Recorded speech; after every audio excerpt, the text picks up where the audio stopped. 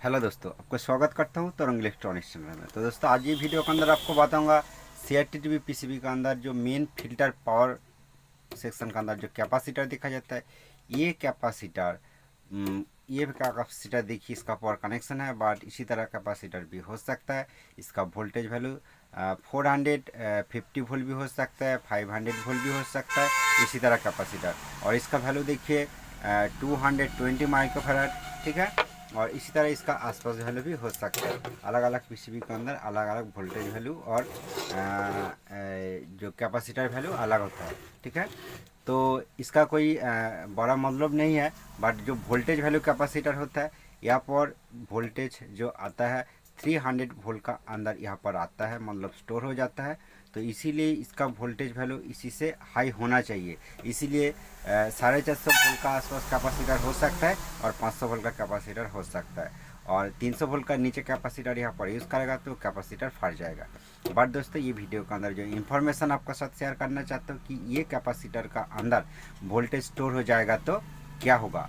तो voltage store होने का रीज़न क्या है, और वोल्टेज स्टोर हो जाएगा तो वो कैपेसिटर ख़राब है या गुड है, मतलब वो अच्छा है कि वो ख़राब है, ये सबसे डाउट बात न्यू टेक्नीशियन का पास चलता है, ठीक है। तो बहुत टेक्नीशियन देखते हैं कि कैपेसिटर का अंदर वोल्टेज स्टोर हो जाता है तो वो ये कैपेसिटर को ही चेंज करके देखते हैं। बट दोस्तों ऐसा नहीं होगा कि कैपेसिटर का अंदर वोल्टेज स्टोर हो जाएगा तो मान लो ये जो मेन फिल्टर कैपेसिटर, ये कैपेसिटर का अंदर वोल्टेज स्टोर हो जाएगा तो इसका मतलब नहीं है कि ये कैपेसिटर खराब। तो इसका अंदर वोल्टेज स्टोर हो जाएगा तो आप 100% कन्फर्म हो सकते हो कि ये कैपेसिटर ओके है। तो इसका रीज़न क्या है, क्यों वोल्टेज स्टोर हो जाता है? क्योंकि ये मेन फिल्टर कैपेसिटर का अंदर वोल्टेज स्टोर होने का जो मेन रीज़न है, इसका जो हॉट सेक्शन होता है, चाइना पीसीबी होगा तो इसका जो हॉट सेक्शन होता है, ये जो पावर सेक्शन, ये रेगुलेट नहीं जब नहीं करेगा तो उसी का वजह ये कैपेसिटर पर चार्ज स्टोर हो जाता है। ऐसा नहीं है कि आप बता सकते हो, मेरे न्यू टेक्नीशियन का दिमाग में चलेगा कि उसके बाद शायद तब आप बता दीजिए कि कौन सा पार्ट्स प्रॉब्लम होने के बाद यहाँ पर कैपेसिटर का अंदर वोल्टेज स्टोर हो जाता है। दोस्तों ऐसा कोई ट्रिक नहीं है, बहुत कुछ पास प्रॉब्लम से हो सकता है।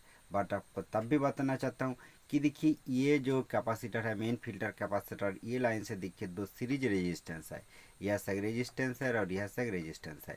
ये रेजिस्टेंस कुछ भी एक रेजिस्टेंस ओपन हो जाएगा तो, ठीक है, आप अच्छा करके देखिए ये जो लाइन जा रहा है, ठीक है, ये जो लाइन जा रहा है, ये दो रेजिस्टेंस का अंदर कुछ भी एक रेजिस्टेंस ओपन हो जाएगा तो ये कैपेसिटर का अंदर वोल्टेज स्टोर हो जाता है, ठीक है।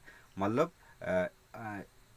300 वोल्ट का आसपास स्टोर हो जाता है और वो तुरंत डाउन नहीं होता है, ठीक है।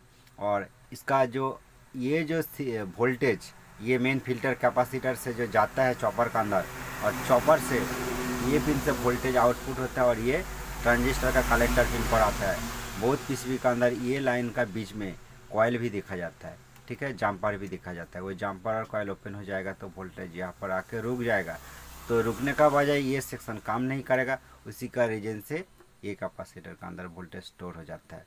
और दोस्तों ये पावर सेक्शन काम नहीं करेगा तो उसी का वजह ये कैपेसिटर का अंदर वोल्टेज स्टोर हो जाता है, जो चाइना पीसीबी का अंदर देखा जाता है।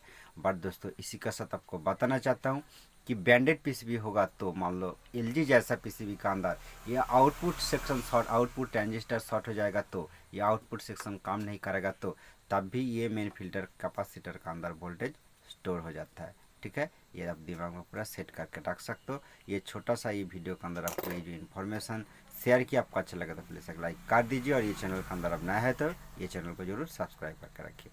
थैंक यू दोस्तों।